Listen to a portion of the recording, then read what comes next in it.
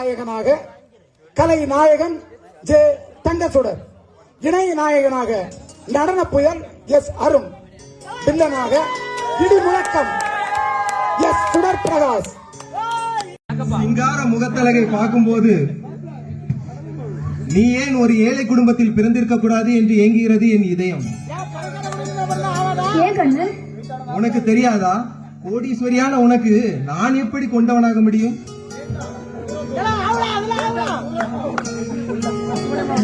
நான் மட்டும் நீ இருக்கும் இடத்தில் இருந்திருந்தால்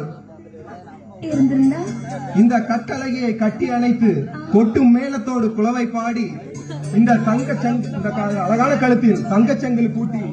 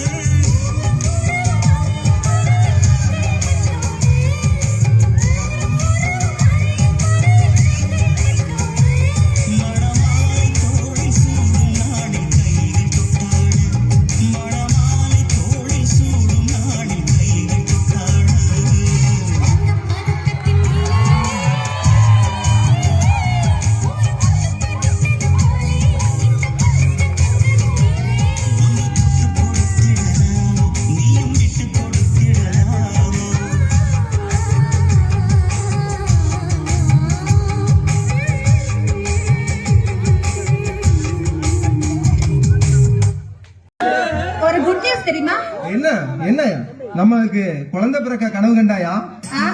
வேற குழந்தையே பிறக்க போதுன்னு கனவு கண்டா. அந்த நகைச்சுவை தான். நம்மளுக்கு திருமணம் நடப்பது போல் கனவு கண்டாயா?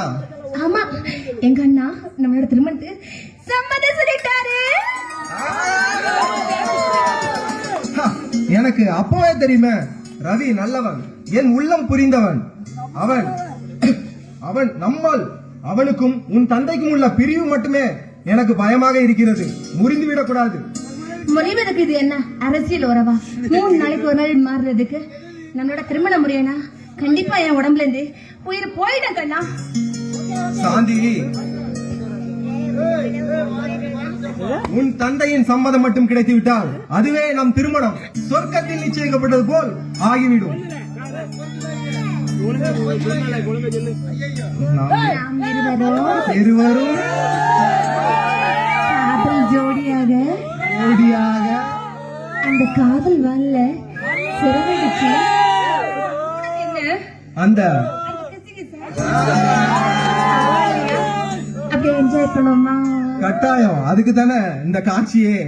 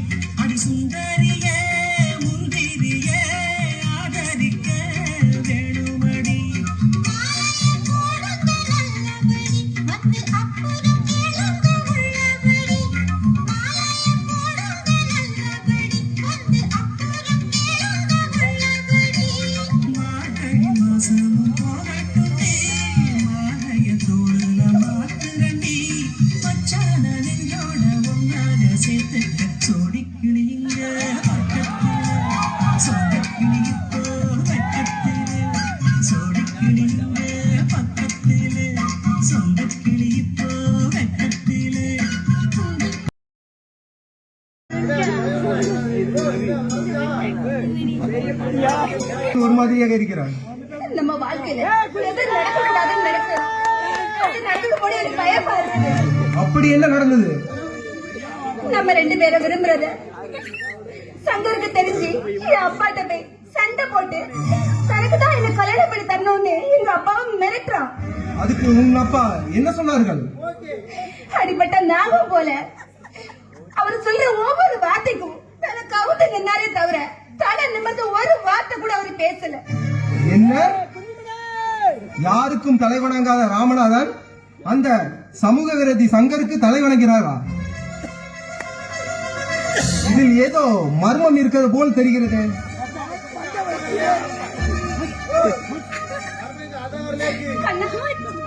நம்மளோட திருமணத்துக்கு எங்க அப்பா மட்டும் சம்மதிக்கலைன்னா நான் செத்து போயிடுவேன்.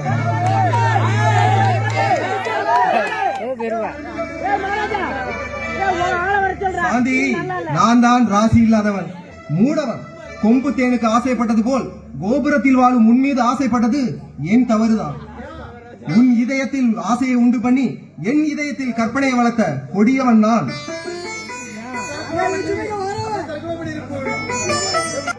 வாழ்ந்த உங்களோட மட்டும் தான் வாழ்வேன். இல்லைன்னா நம்ம ரெண்டு பேரும் சேர்ந்து செத்துடுவோம். சாந்தி, நாம் இருவரும் இறந்தாலும் உன் மீது ஏற்பட்டுள்ள களங்கம் மாறாது. உன்னை நினைக்க தகுதியற்றனாகிய நான் தான் முதலில் இறக்க வேண்டும்.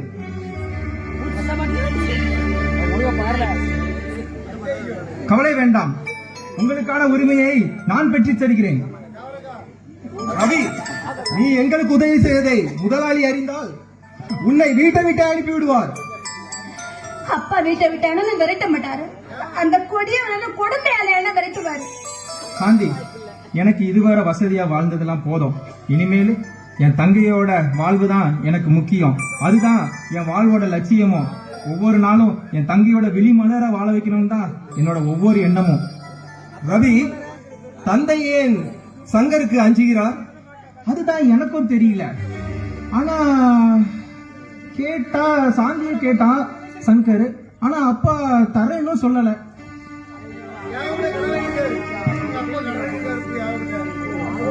இருக்குது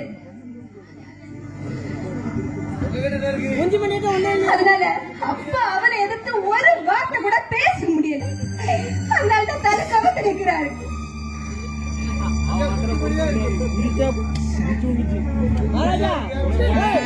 ஆனா அப்பா அவனை எதுவும் சொல்லாம இருக்கான்னு நினைக்கலாம்ல. அதுக்கு ஒரு காரணம் இருக்கு. அதுதான் பெரிய மனுஷங்களோட ஒரு சாமர்த்தியம். ஏன்னா அவனையும் பகைக்க கூடாது, உன்னையும் வாழ்க்கையோட சிதைச்சிடக்கூடாது. அதுதான் அப்பாவோட எண்ணம். அதனால தான் மௌனமா இருக்கிறாங்க. ஆனா அந்த சங்கர் அவன் இடுற கட்டளைக்கெல்லாம் அப்ப பெட்டி பாம்பாக மாறுறதா அவன் நினைக்கிறான்.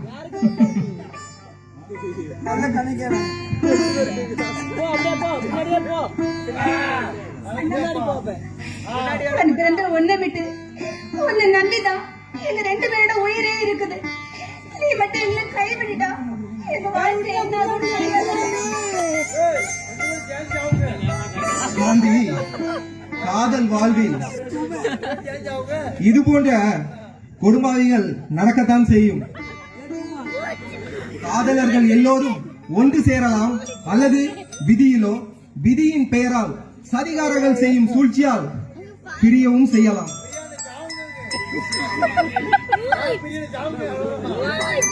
நிச்சயம் நான் நிறைவேற்றுவேன், கவலை வேண்டாம். முதலாளி, முதலாளி, வா கண்ணா வா. என்ன வர சொன்னீங்களாமே? ஆமாம் கண்ணா, இந்த ராமநாதன் இந்த ராமநாதன் பெயர் கேட்டாலே இந்த வட்டாரமே நடுநடுங்கும். நான் இப்போது மகளாலும் மருமகனாலும் சீர்குலைந்து சோதனையின்றி நடப்பிணமாகி உன்னிடம் பிச்சை கேட்கும் நிலைக்கு வந்திருக்கிறேன் என்றால் என் மனநிலை எப்படி இருக்கும் என்று பார். முதலாளி, யார் யாரிடம் கைகேட்டி பிச்சை கேட்பது? நான் உங்கள் நிழலை கூட தொட தகுதியற்றவன். நீங்கள் என்ன செய்ய வேண்டும் சொல்லுங்கள், நான் செய்கிறேன். கண்ணா, நீயும் சாந்தியும் ஒருவரை ஒருவர் விரும்புவதாக கேள்விப்பட்டேன். அதை சாந்தி ஒரு நல்லவனைத்தான் தேர்ந்தெடுக்கிறாள் என்று சந்தோஷப்பட்டேன். ஆனால் என் மனக்கோட்டை. ஆனால் என்ன முதலாளி? கண்ணா, ஒரு வேலைக்காரனுக்கு என் மகளை கொடுப்பதை விட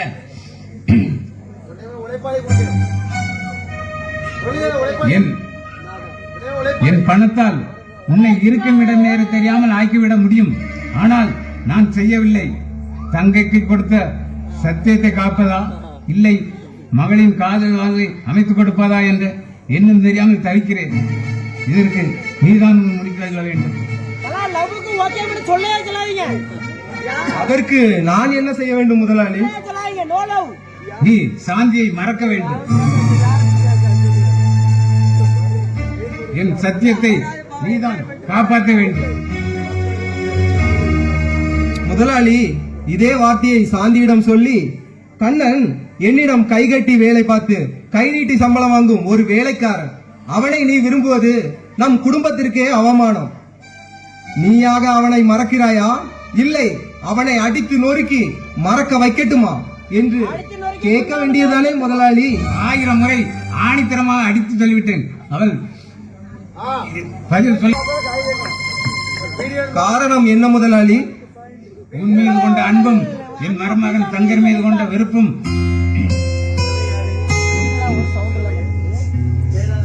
சங்கருக்கு கொடுப்பதை விட என்னை உங்கள் கைகளால் கொண்டு விடுங்கள் என்று கதறுகிறார். முதலாளி, அதுக்கு நான் என்ன செய்ய வேண்டும்? நீ சாந்தியை மறந்து விடு. முதலாளி, என்னால் உங்களுக்கு எல்லளவும் உங்கள் குடும்பத்திற்கு களங்கம் ஏற்படாது. இதே வார்த்தையை அவளிடம் சொல்லிவிட்டு போ.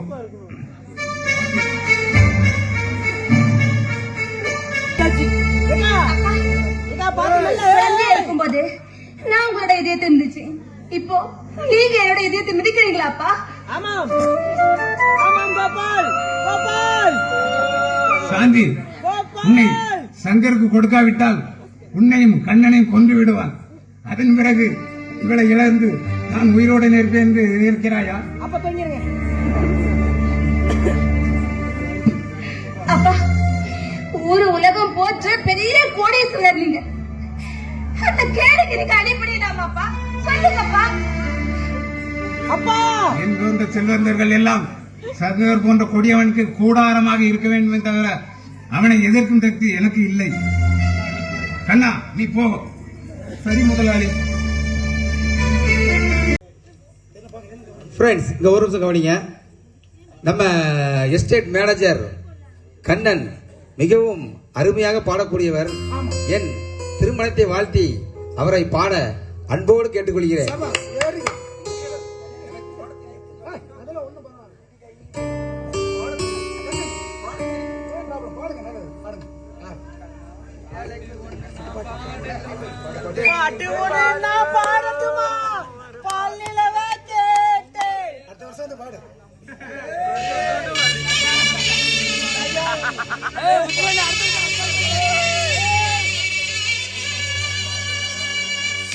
ஒவ்வொரு பாடலிலும்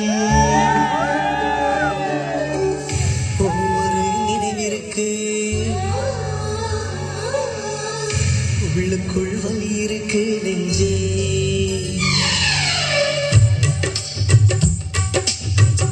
ஒவ்வொரு பாடலிலும் ஒவ்வொரு நினைவிற்கு உள்ளுக்குள் வலி இருக்கு நெஞ்சே.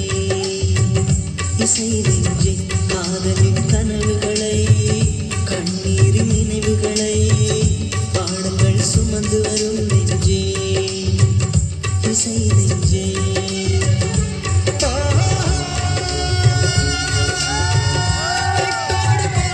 வார்த்தை எதுவென்று தாய்மொழி அறியும். நெஞ்சோடு பொருந்தும் வாழ்க்கை எதுவென்று யாருக்கு தெரியும். பறி போக எந்த பாடல் வாழ்த்தை கொண்டு வரும்.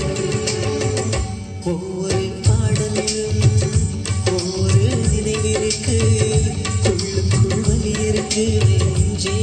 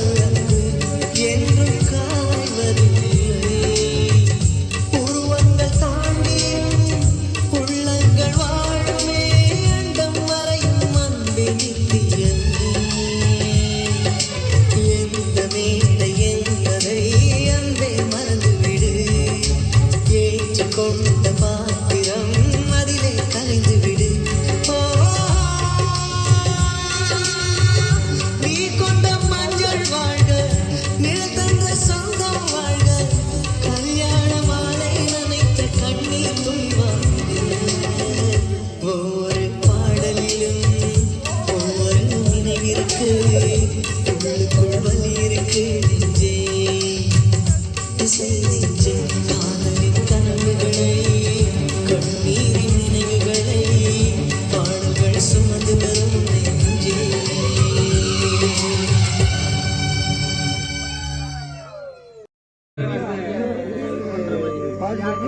சாந்தி சார் இருக்காங்களா? உள்ளதா இருக்காங்க. கண்ணா என்ன மன்னிச்சிடுங்க. உங்க வாழ்க்கையை நான் பாழாக்கிட்டேன். என்ன மன்னிச்சிடுங்க கண்ணா. சாந்தி, நான் தான் உன்னிடம் மன்னிப்பு கேட்க வேண்டும். பாலும் பலரசத்தோடு மாளிகையில் வாயிலும் உனக்கு நீ எங்கே? உண்ண உணவின்றி இருக்க இடமின்றி வறுமையின் அந்தஸ்தில் இருக்கும் நான் எங்கே? கண்ணா காஃபி எடுத்து தருவா? வேண்டாம் வேண்டாம் சாந்தி, நான் முதலாளியை விரைவாக பார்க்க வேண்டும். முதலாளியை தான் பார்க்க வந்தாயா, இல்லை உன் பழைய காதலியை பார்த்து உறவை புதுப்பிக்க வந்தாயா? டேய் சங்கர், மரியாதையாக பேசு. அந்த மாதிரி ஈன புத்தி படைத்தவன் நான் அல்ல. நான் எஸ்டேட் விஷயமாக மேனேஜர் முதலாளியை தான் பார்க்க வந்தேன். முதலாளி? முதலாளியை நான் தானடா. அந்த தகுதி உனக்கு ஏது? டேய், தகுதியை பற்றி நீ பேசலாமா? முதலாளி மகளை மணந்து உல்லாச வாழ்க்கையை வாழலாம் என்று நினைத்தாரே, அது உன்னால் முடிந்ததா?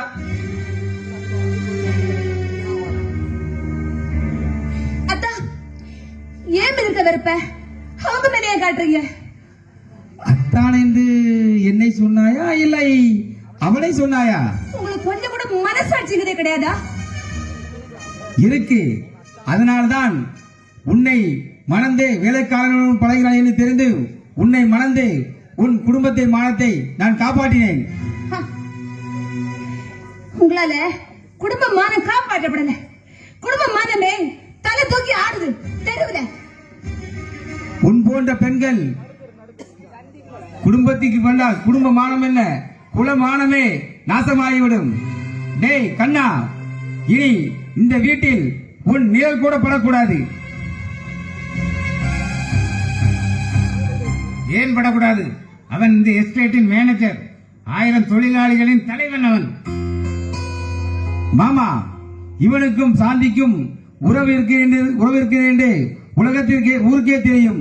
அப்படி இருந்தால் இவன் நம்ம வீட்டிற்கு வந்தால் ஊரார்கள் என்ன பேசுவார்கள்?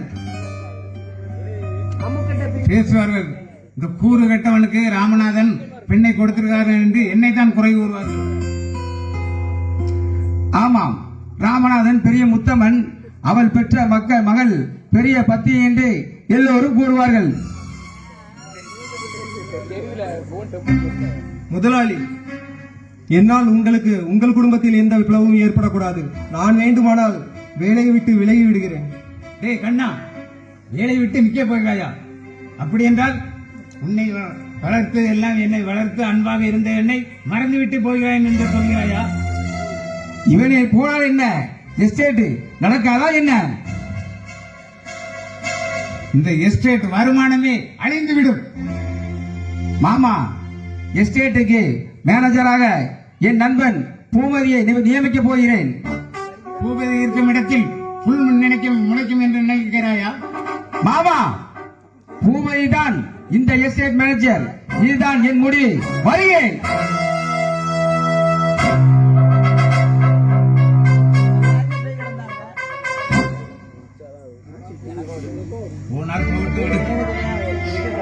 முதலாளி, நீங்கள் மட்டுமா தினம் தினம் கொடுமையை அனுப்பி இருக்கிறீர்கள்? எந்த பாவம் அறியாத சாந்தி அல்லவா அனலில் விழுந்த புழுவாக ஒவ்வொரு நாளும் துடித்துக் கொண்டிருக்கிறான்.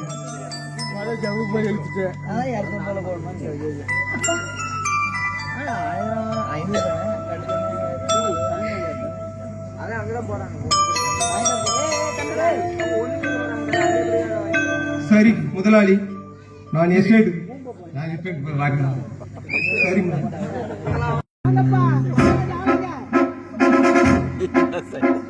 சாந்தி, என்ன தொடாதே, என்னை தொடாதே. உன் நிழல் கூட என் மீது படக்கூடாது. அப்படிப்பட்ட பாவியாகிவிட்டேன். மாமா, என்னை மன்னித்து விடுங்கள். பணத்தின் மீது உள்ள பேராசையால் உங்களுக்கு பழுவாக செய்யுங்கள். பணம் செய்து விட்டேன். என்னை மன்னித்து விடுங்கள் மாமா, மன்னித்து விடுங்கள். சங்கரை உடனே மருத்துவமனைக்கு கொண்டு செல்ல வேண்டும். வேண்டாம் கண்ணா, வேண்டாம். என் உயிர் போவதற்கு முன் எனக்கு பரிகாரம் பெறுவதற்கு ஒரு என் ஆசையை நிறைவேற்றுவாயா கண்ணா? சொல்லுங்கள், என்ன செய்ய வேண்டும்? நான் வாழும் வரை சாந்தியுடன் ஒழுங்காக வாழவில்லை. அவள் கை விரல் கூட என் மேல் படவில்லை. நீ அவளுக்கு வாழ்க்கை கொடுக்க வேண்டும் என்றுமே அவள் கண்ணனின் காதலிதான்.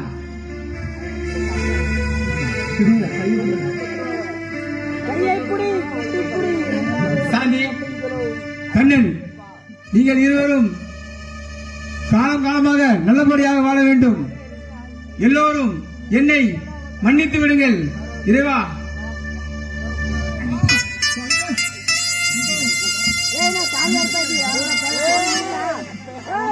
என்னப்பா என்னப்பா நடக்குது?